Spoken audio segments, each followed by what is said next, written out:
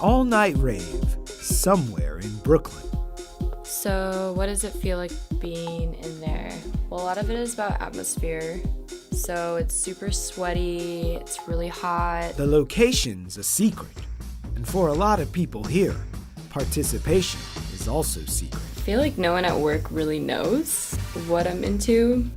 Overheated and undercover. At a different kind of get-together, no one cares about covers.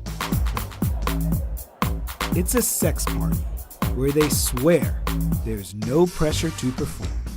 Do it, don't do it, just enjoy the music, the food, explore yourself. They say it's where you can be who you really are.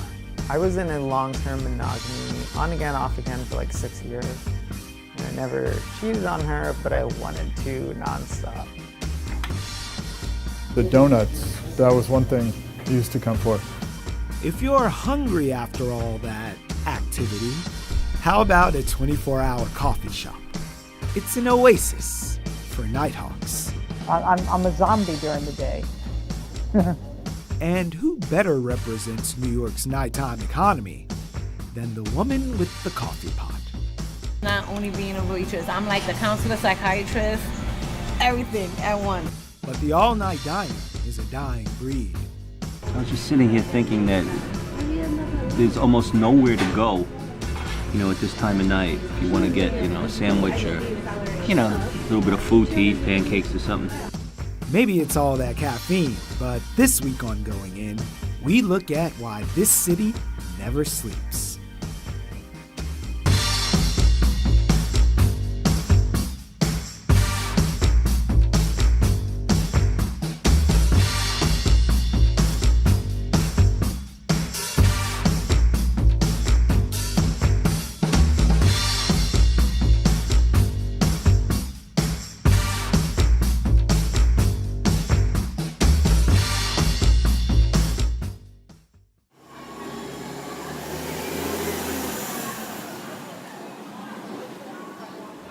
The city that never sleeps. Just because it's a cliche doesn't mean it isn't true. There are more than 8.5 million of us sharing this slab. That's over 27,000 people per square mile.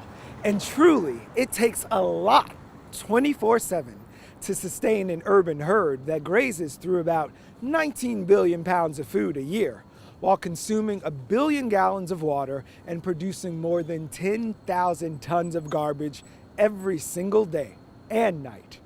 And that's just the basics. Look at all these buildings and streetlights. You can't accomplish all this if the shop is only open 9 to 5. And it's not even an option for an all-night diner, where the eggs are always made to order, even if your breakfast happens before the sunrise. From the all-night diner to a dance floor where people break a sweat while breaking the dawn, we're inviting you to stick around and see what goes down in the city when it's past your bedtime, as we go in on Brooklyn After Dark.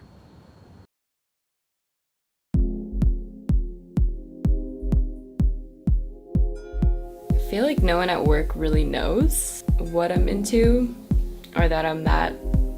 I say I'm in techno, but I don't think there's really an understanding of what that means. I think I put on a pretty normal face here, but kind of just hiding.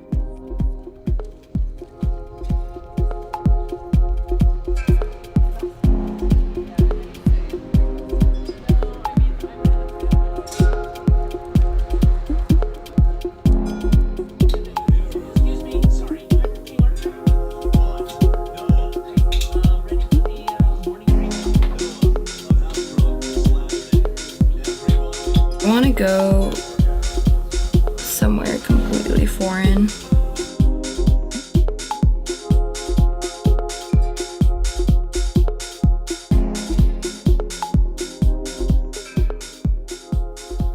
So what does it feel like being in there? Well, a lot of it is about atmosphere. So it's super sweaty, it's really hot.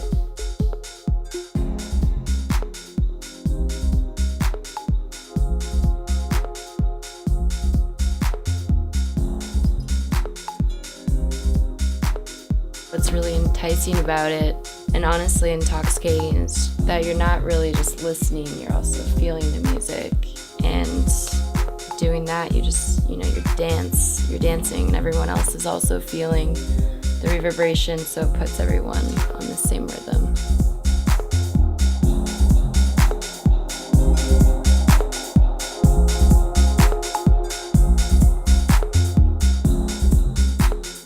I mean, honestly, if you want to know what it's like to be there when it's really late, and you've already been there for 24 hours, it's kind of just this question of like, all right, am I gonna stay here another 10 hours or am I gonna go home and sleep?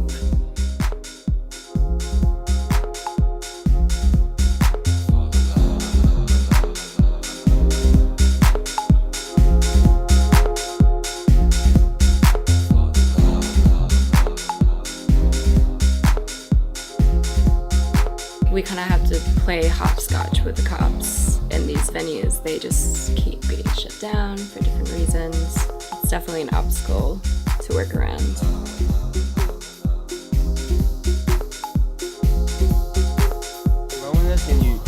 I know you don't even know for so long, what but is going on under here. I know that natural pain. So when you're out at a rave, it's very strange to, go outside because it's 6 a.m. The streets seem really quiet on a Saturday, and no one's out. 12 straight hours of time in these super immersive atmospheres. For me, it gives me these really imaginative thoughts and ideas that I don't normally access. Maybe when I first got into it, it was kind of like this otherworldly, out-of-body experience thing, but now it's just become my life. From Studio 54 in the 70s to whatever rooftop bar turned you away last summer, New York City venues have a thing for velvet ropes. But one of the most exclusive parties in all of Gotham won't leave you waiting on the sidewalk. In fact, you've got to be invited, and it helps if you're hypersexual.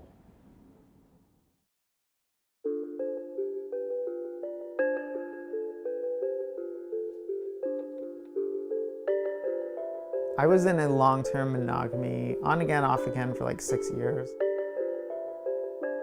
And I never cheated on her, but I wanted to nonstop. I was very sure that that desire made me a bad person. I don't think it's fair of me to agree to a situation where I'm expected to repress very strong desires that I have. I think that leads to things like cheating and manipulating and lying to yourself and lying to others and self-hatred and shame and all sorts of very unhealthy, bizarre human behaviors. I made a promise to myself that even if I knew before there was a girl potentially out there that would be okay with this situation, I would only be in a relationship where it could be open sexually.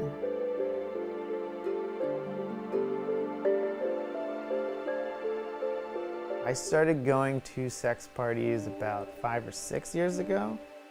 I think I first heard about chemistry Googling it, probably. I was single at the time. I guess there was a level of intimidation to it, or maybe fear. But now it's very comfortable. I'm more comfortable in the parties than not in the parties. Chemistry started in May 2006, so that puts us almost 12 years. We'd been going out to Burning Man for a few years, and we were kind of getting deep into the costumey, like really vibrant New York, Brooklyn party scene. Since the Burning Man community was also a very kind of sexually liberated group, so we kind of felt that there was a need for that. At first we were just throwing a party for our friends in the burner community. But then as the word got out and the party, started to grow, we kind of felt the need to make a safe environment. Foreplay was initially created as an answer to that, like, well, you'll get a chance to meet people, you'll see, you'll feel a lot more comfortable about going to the party when you do that.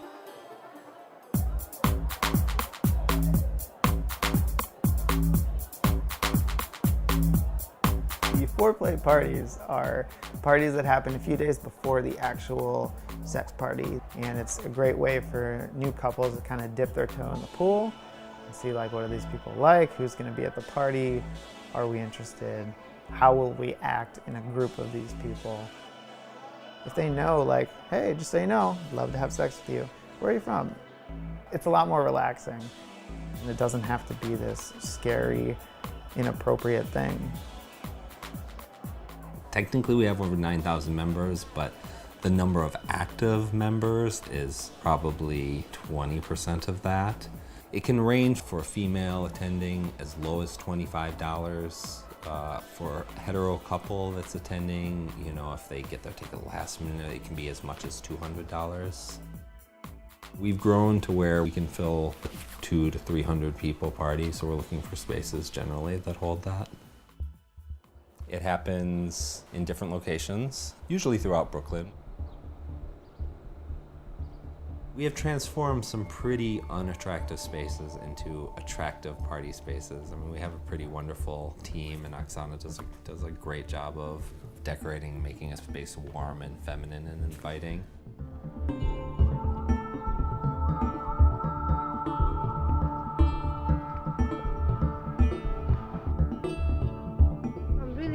Grateful that I got to know that there's something happening like this. And I know every country has swinger clubs, but it's not exactly the same. Like, usually when you go to swinger club, you under pressure. Everyone come for the same reason, and you have to get naked right now, and if you came, you have to have sex, you know. It's like a lot of pressure. In this chemistry and Wonderland, I think it's not under pressure. You can do whatever you want. Do it, don't do it, just enjoy the music and food, explore yourself. I like that things like that are happening, and I'm actually really happy that I'm the one who helped make it happen. At 9:30, we'll have some live music start. So as people are shuffling in, there's kind of a soiree feeling. We'll have a singer come on towards the end of the set and really get people excited because we have some good performers. We try to have some different areas, different levels of privacy, some kind of big areas with 10 or 12 mattresses together, and some private tents for people who are looking for privacy. There's rules about consent, transparency, honesty. There's rules about not persisting when people are not interested. They have signs everywhere reminding you. And, you know, if you're seen breaking the rules, especially any rules that are tangentially involved with consent, they can kick you out that party or just kick you off the list forever.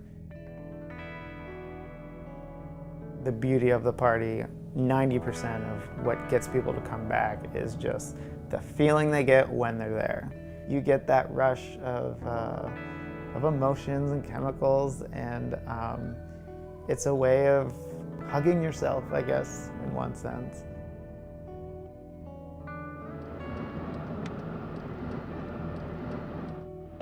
I know for the fact that we saved a lot of relationships that are about to break up, because we get those emails, feedback after each party. And it really makes us happy, Kenny and I, to read something like that. You saved our marriage. You really you had such a good impact on our relationship and things like that. Because I think when people live together for years, or even if not for years, but you know, relationship and love fades, right? It's not always staying like that. It's amazing in love. So then when it does like get a little boring, and then people start thinking, oh, he doesn't like me anymore, or she doesn't like me anymore. So then they kind of need something. They need something to get back, you know, get that excitement back. Even if they just come and they don't play with other people, just play with each other. But it's kind of exciting. I like it.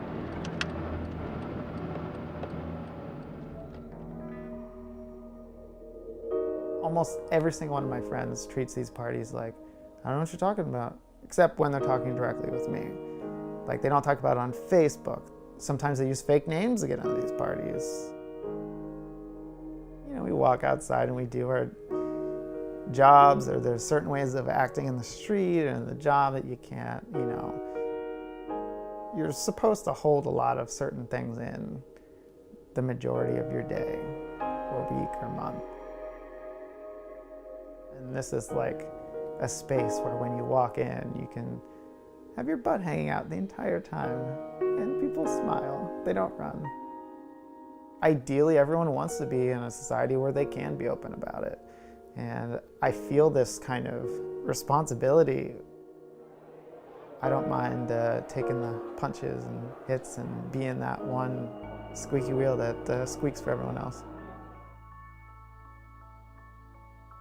We're at a major shift in just how people view sexuality and its role in our lives. In the 70s, and that was kind of like the initial sexual revolution, but the generation now and the generation that grew up with technology and people who are born in the 90s have such a different outlook on sex and sex in their lives and what it means.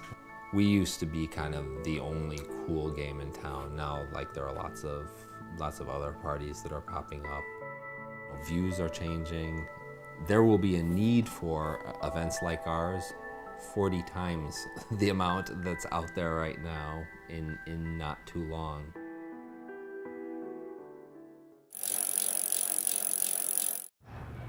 Time to make the donuts. It was a tagline in the 80s, but it was funny because it was true, especially if you're a donut maker. We're here at Mrs. Maxwell's Bakery on Atlantic Avenue in East New York. It's a 24-hour operation where it's always time to make something. But this dizzying array of cakes, pies, pastries, and yes, donuts are just the diet-killing product of someone else's labor. Think about the earliest time you ever had to drag yourself out of bed. That paper at the newsstand, the hot coffee waiting to be poured, even the train that barely got you there on time. All possible because someone got up earlier than your earliest. Nationally, about 15 million Americans work a permanent night shift. Here in New York City, 1.5% of weekly riders use the subway between 12:30 and 5 a.m. And if you're about that app life, in NYC, Uber typically books 10,000 trips an hour between 9 p.m. and 12 a.m. That's over 150 requests a minute. Now, food service is the 4th largest industry in the entire state. And these are just some of the nearly 400,000 people who make their living keeping us fed.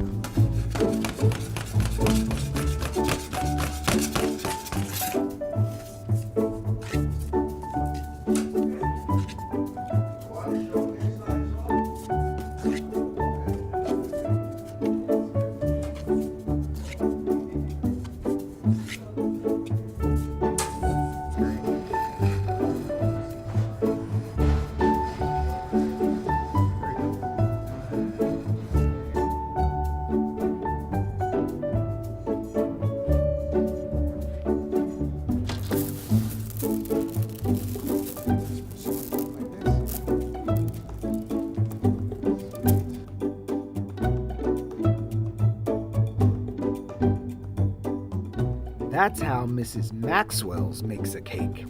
Now, back to those donuts. Whether at work or play, that night shift can stir up a mean appetite. 24-hour diners make sure the city that never sleeps never goes to bed hungry.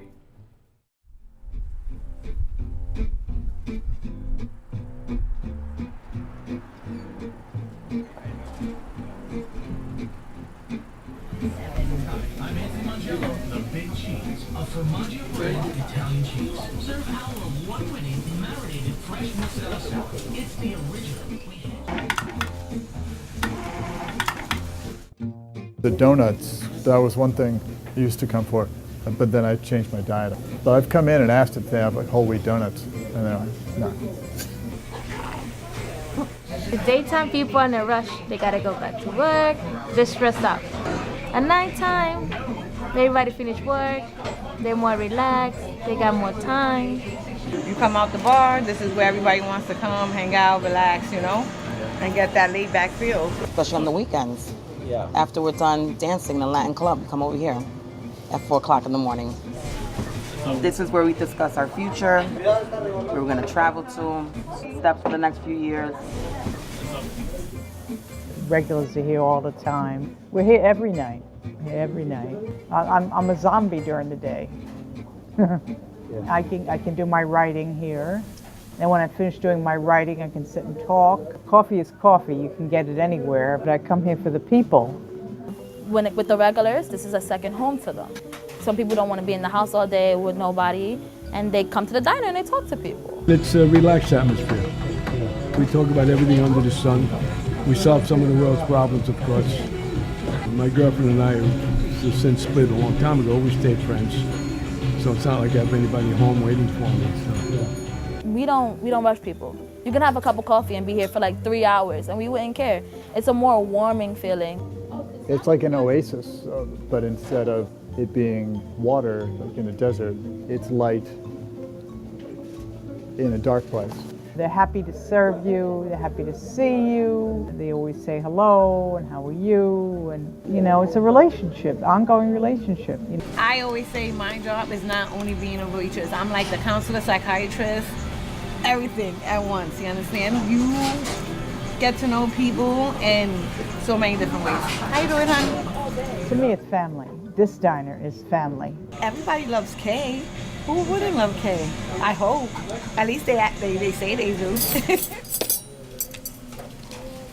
I enjoy doing the silverware. That's my favorite part. Because that's the time I get to be over here in my own head. Because that's when it's not busy and I'm doing utensils and I'm in my own head thinking. You know, that's why I said it's kind of like therapeutic for me.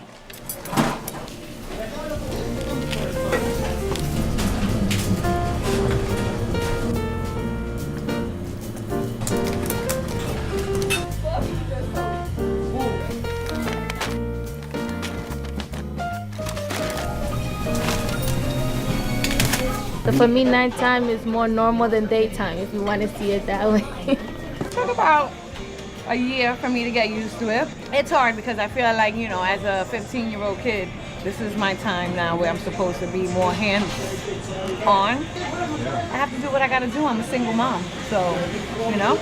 It's a little exhausting because I go to college in the morning.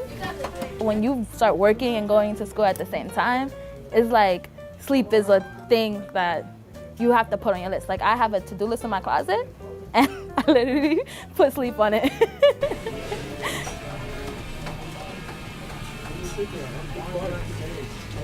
You know, I've been around for a while, and it's like one of these things that may be passing in time, that you see less diners, and I've discussed that with other people, and they've mentioned the same thing. In the early 90s, it was diners everywhere in Park Slope and in Brooklyn, and the last few years, a lot of them have shut down.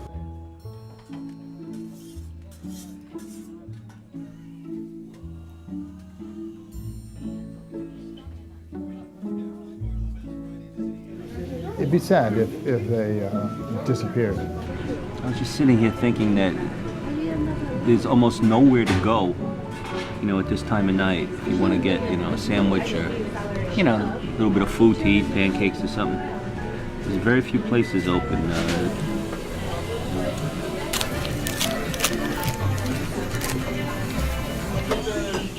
You got it. I'm sorry. Yeah, you go make it, Father. You got it.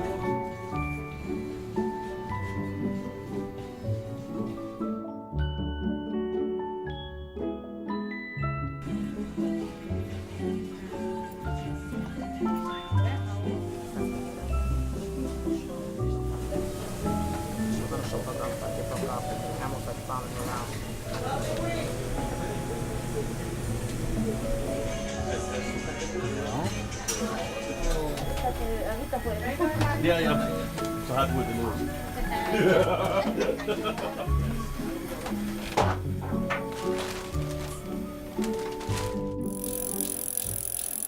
Thanks for going in with us on The City That Never Sleeps.